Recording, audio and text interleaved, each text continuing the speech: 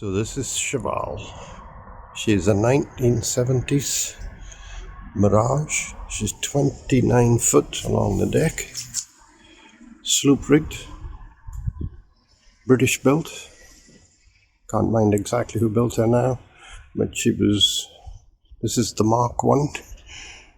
She was commissioned in the early 70s. They did do a Mark 2, but Guy and I, my sailing partner, and I bought her last November.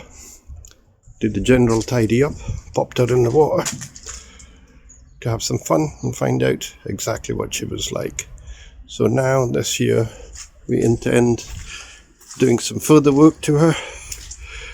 For instance, the engine's coming out to allow us to sort stern glands, replace exhaust fittings and such like before we put her back in the water. She's a fiberglass hull with a keel, cast iron, I think. The decks, cabin sides, cabin roof are a foam sandwich construction, and she's sloop rigged.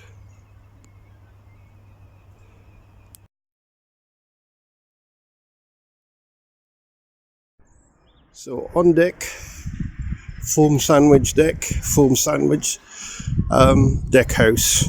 Standing in the companionway is Guy, the other half of the Sheval team, and looking aft, tiller, steering, nice big cockpit, but of course all needs tidied and cleaned up. As you can see, hopefully Guy has managed to actually take the engine out from its housing, and it's now ready for us to tidy up the housing, change the stern glands and the exhaust fittings and so on and so forth. So inside there is the engine compartment.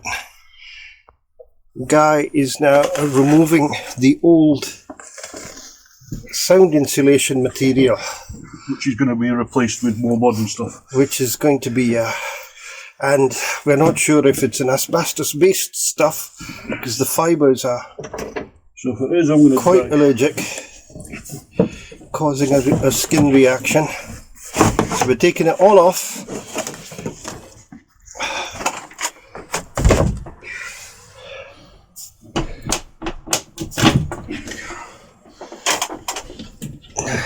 Demolition, of course, is always the easiest part of any restoration job, and we are quite good at it, as you can see.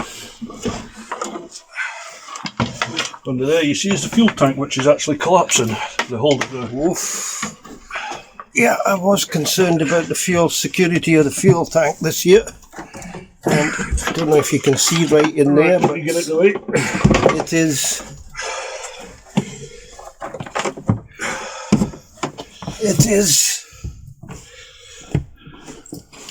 The mountings are, well, non-existent really. So, this is going to be a case of wish we'd never started, I think. I think because so. It keeps getting bigger and bigger of a job. Anyway, that's the joys of restoring boats. So that's the stern skeg rudder. You can see the prop shaft's been pulled back where I disconnected it from the gearbox earlier on this week. The rudder also needs to be dropped as it's rattling in its housing. I think the bearings are away on it, so we're going to have to drop her down and replace all of that, and some further work on deck. Show them the play in it. Go on then. That's the play on the rudder, which is why we want to remove it, to see if it needs new bushings. As you can see, the space up the top there.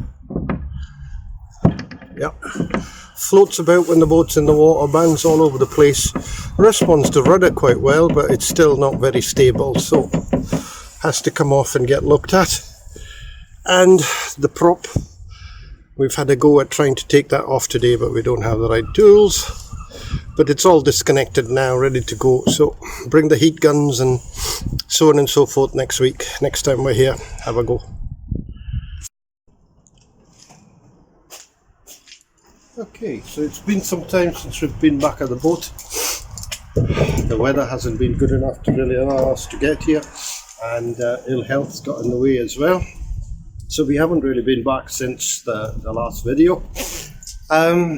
We did make one trip, and we're trying to get a cover sorted to go over the top of the boat to enable us to work over the winter months. The last time we were here, last weekend, we spent just about all day long working on it. It turned out to be a much bigger job than we'd initially planned. So we're back again today, see if we can get that done.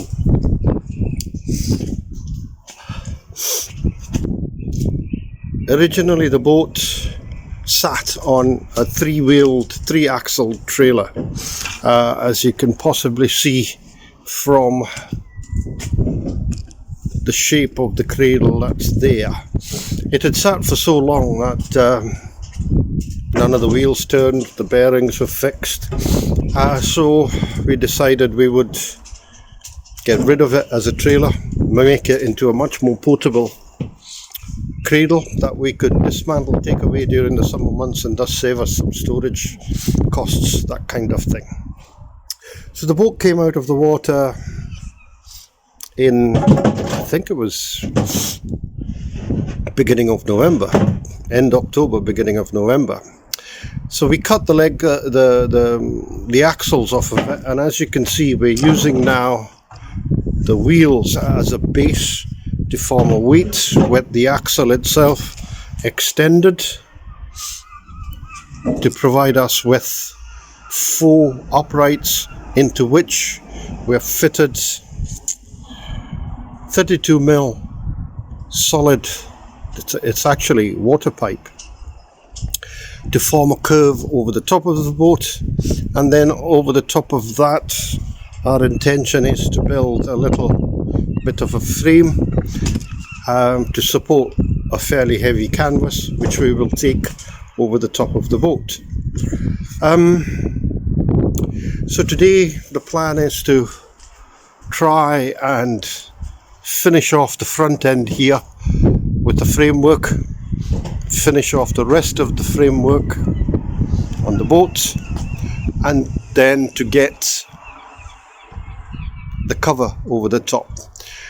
So Guy's already made a start. See how we go over the course of the day. Something that I'd like to show you as well. So since the boat came out of the water and been sitting on the cradle, we've noticed this discoloration, this rust marks going on here. Don't know what that is. Certainly wasn't on the boat when she came out, and that's developed over the time she's sat here. Makes me wonder if it is indeed cast iron or some other material, perhaps a steel. Looking at the bottom of it, could well be steel.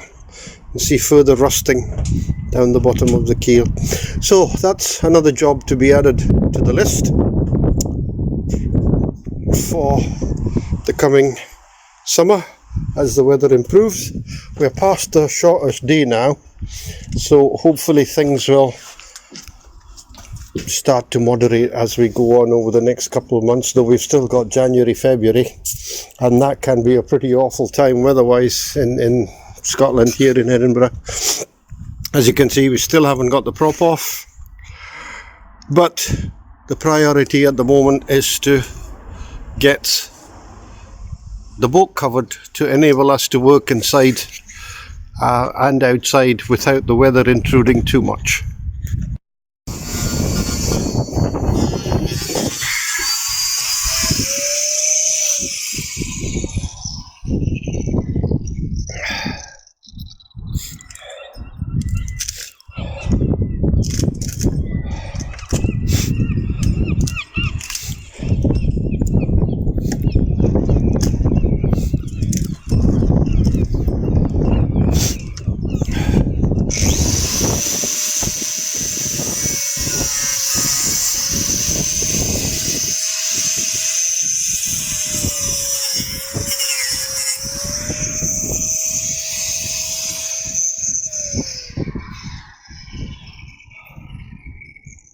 So the plan is to put the cover right over the top of the boat, so we can then start doing things like taking hatches off.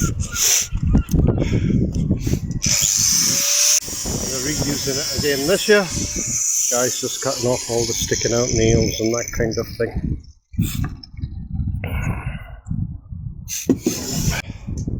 Wait, cameraman, isn't it coffee time?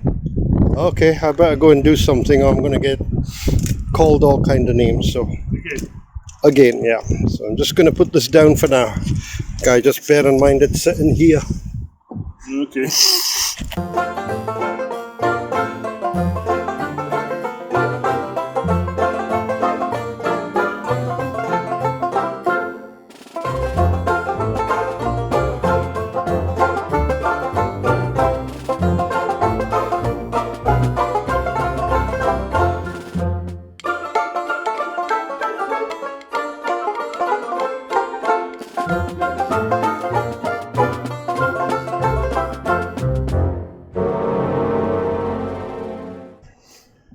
So as you can see, the boat's starting to get pretty loaded up with all the stuff that's been hauled out of it. We need to perhaps do a bit of tidying up now before before we move forward, but once the cover's up, that will be plan B. So, kettle's on. The man doing all the work is desperate for a coffee. He just can't get the help these days, you know what they're like. So I better make him a coffee, and hey, no man should be made to work without a coffee. Yes. look at the grump on that. Shit, that's because I'm working and you're not. No. As usual. As usual.